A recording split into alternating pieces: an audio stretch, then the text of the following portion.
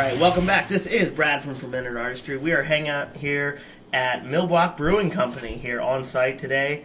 They have certainly given me plenty of beers to try, showing me a great time. We're hanging out with both the owners, the brewers, the salesman, the all-in-one here in the package. So we're just kind of hanging out with Albert DeBock and Alan Miller. So we're talking with them, drinking some beers as we speak. So just kind of wanted to bring to you guys a new feature that we haven't really talked to brewers in a while. I think since our last time was probably back in Foothills Brewery when we were down at Sexual Chocolate Release. We talked with TJ actually down there. So let's talk to these guys. Let's see what's going on. I'm here hanging out. So I'll just start off with let's say, guys, what do you say? You've been going on for what, like 8-9 months now? Pretty much going on? 8-9 months? Since last October was the first official release. Yeah. Last October. Yeah. All right. So my real question is, how long has this been in the planning? Like, that you've been thinking, like, man, what should we do? Should we get a brewery going? And then, about 2.5 years, probably 2.5 years. 2.5 years to actually get things going. From the time we started talking about it to the time that it started to really, well, from the time we started talking about it to the time we sold our first beer, yeah. It's been about 2.5 years. 2.5 years, wow. That's awesome. So, I got to ask, how did you guys meet, or what came up the idea that, like, how did Super Friends here come together and say, we need to start a brewery? Like, where did that all come from? Actually, we went to a wedding of a buddy of Alan's, and he had something, you should come to our wedding because one of my buddies is brewing some beer for the wedding. So that's actually the first time I met Alan. It was Brand's wedding. He brewed a couple of kegs to give away during the wedding. So that's something. Well, hey Alan, you should come to the homebrew club once in a while. And that's actually how we met. And went to the homebrew club, which is Rehab.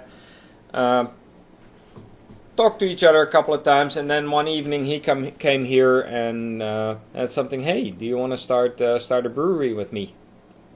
Wow. That's pretty short and sweet. That's pretty awesome. Wish I had more friends like that. Let me lie. I'm not going to lie. That's pretty sweet. Well, it was more of a, hey, like, this is something serious that we really, I knew that Albert had the same passion that I did, and, it was kind of a no-brainer. And so far it's worked out pretty well. I think we get along pretty well. We both complement each other very well. We both have our strengths and weaknesses, and we know how to work through it. So that's why we've done so well at this point, I believe. I couldn't agree more. I mean, everything I've had is very solid, well represented of the style.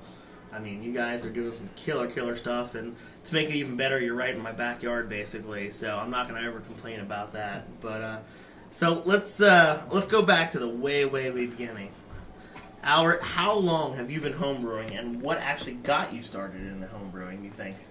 I actually been homebrewing for about like 6 or 7 years before we started the actual brewery stuff. My biggest complaint at the time was you couldn't get any decent Belgian beers in the US. I'm from the Netherlands, so I was used to drinking a lot of Belgian beers for about $3 a 6-pack. And we could get them here, the same Belgian beers, for about $120 a case. And the American Belgians at the time kind of sucked, or you couldn't get them in Pennsylvania. So I needed to brew Belgians, which basically meant triples and doubles, and that got me into homebrewing, which basically got me into like all grain brewing within like 3 homebrew batches, because I couldn't replicate the styles in extract. That's what got me into homebrewing. So you're saying, screw this, I want to bring the style to the USA, I'm going to do it right and bring it local. That's awesome. Really cool. Like, I'll be honest with you, I've had your Belgian beers already. They're ace in the hole. So it's almost like you brought a little bit of flair with you across the pond. So it's very good. I have to say, I cannot disagree with that. I mean, I see you have some awards on the wall here from National Homebrew Contest on your Doppelbock and some Belgian specialty ales. I mean, you can't deny that. They're awesome. They're very awesome. So, Alan, how about you? Well, it's kind of a funny story. my dad was really into winemaking. It was him and a couple of his buddies, and I really did not like the wine that he made, and don't let him know that. And more often than not, it was just, I don't know, it was really force-fed onto me that winemaking was the way to go. And I thought, I went down to Mr. Steve's one time. It was around Christmas to buy him an extract kit, or not an extract kit, but a fruit kit. And I thought, I might as well grab an extract kit. Made it the first time, and it worked out.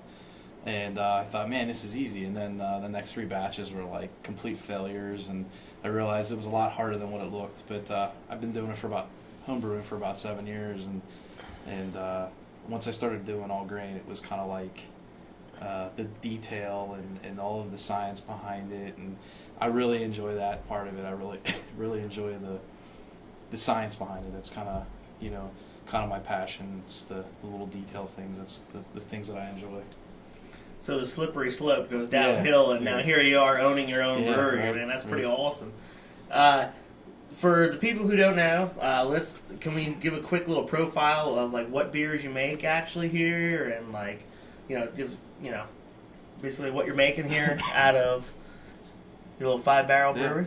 Well, we got 5 different brands.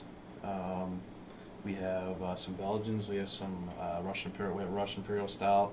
We have Golden Toast, Belgian Strong Ale. We have Richard Cranium Rye, which is our Belgian Blonde Rye. We have MillBock White, which is an American White Ale. And I did say, I think, MillBock Black, which is a Russian Imperial Stout. And Blue Bale Pale Ale, which is our run-of-the-mill. I guess it's not really that run-of-the-mill. It's pretty hoppy American Pale Ale. Is it a run-of-the-mill Bach? Oh, sorry. Had to throw it in there. Had to. Sorry. Just joking. So I overheard you guys talking tonight. You have a brew day to tomorrow at what 5 a.m. I hear you say? Yep. And how long you think it's going to be to bang out 5 barrels tomorrow? Probably till about 3 or 4. Wow. So it's a pretty long brew day.